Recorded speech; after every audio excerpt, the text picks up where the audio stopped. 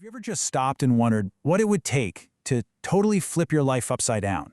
To go from a world of pure, unapologetic excess to one of deep, meaningful purpose?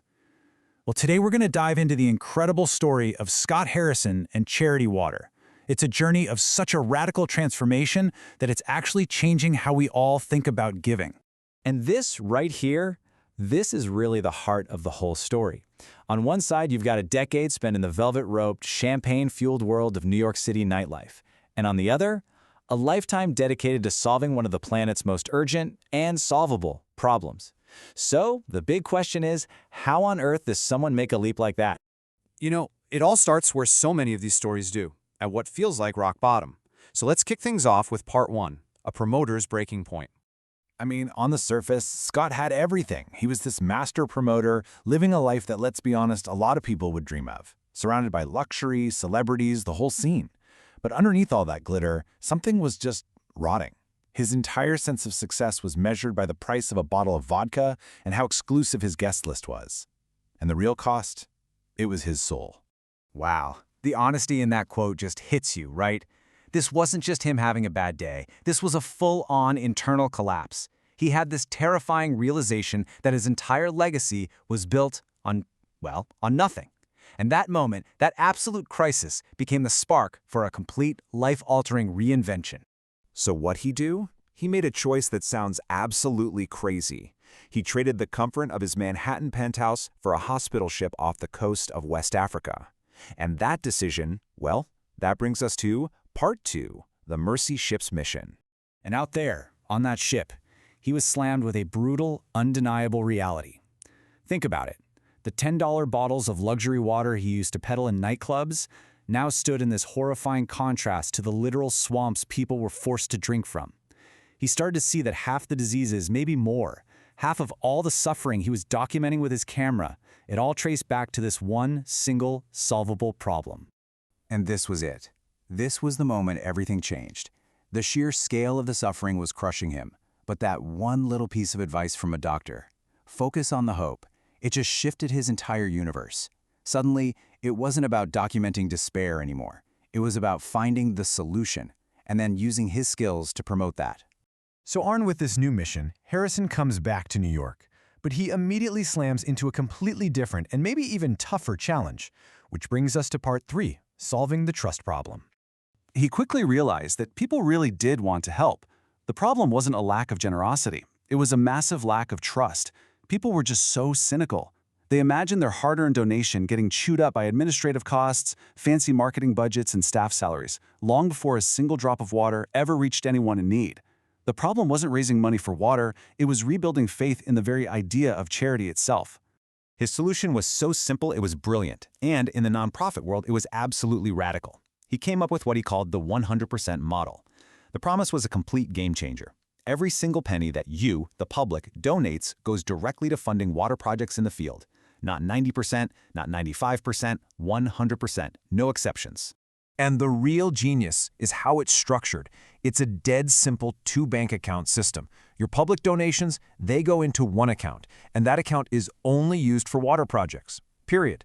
Meanwhile, a totally separate group of private donors, think entrepreneurs, philanthropists, they fund all the boring stuff, the salaries, the office rent, the paper clips. It's a clean, total separation that just surgically removes the donor's biggest fear. See, this was never just some clever accounting trick. It was a psychological breakthrough.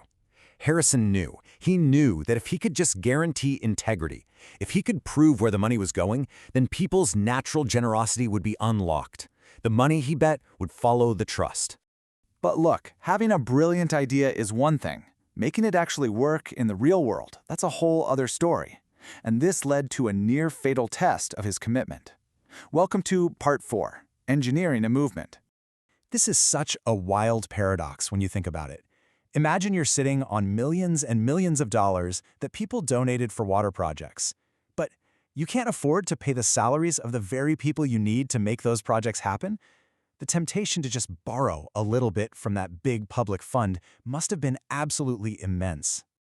But his conviction was just absolute. No way. He knew that if they broke that promise even once, for even one penny, the entire foundation of trust would crumble.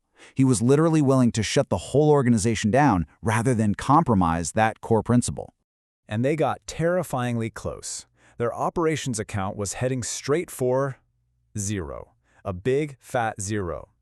But because they were so transparent about the struggle, they found private backers who believed in the model, who stepped up and pulled them through.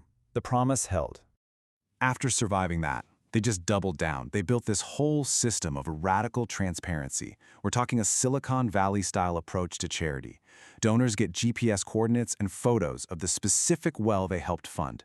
They put remote sensors on wells to actually track in real time if water is flowing. It became a machine built for proof, not just promises. So after all this, what's the result? Where has this incredible journey from nightclub promoter to global profit actually led? Let's take a look at the impact in our final section, the currency of service. Okay, get ready because the numbers here are just staggering. Over 137,000 water projects funded. Just let that sink in for a second. Every single one of those numbers represents a well, a pipeline, a filter, an entire community transformed. And this work has spanned the entire globe, reaching 29 different countries. From remote villages in Africa to communities in Asia and Latin America, they've taken this model of trust and made it work in all these vastly different cultures and environments. And then there's the most important number of all, the one that really matters, the human impact. Over 15 million people now have access to clean, safe drinking water because of this work. 15 million. That is the true astounding result of simply solving the trust problem. But at the end of the day, the ultimate takeaway isn't just about water. It's this profound idea about what purpose really is. Scott Harrison's story proves that the skills we have, whether you're great at promotion or engineering or coding or anything else, they find their highest and truest value when they're used in service of others. And so that really leaves us with this one last question, doesn't it? Harrison took his unique talent for promotion and repurposed it to serve humanity. So what about you?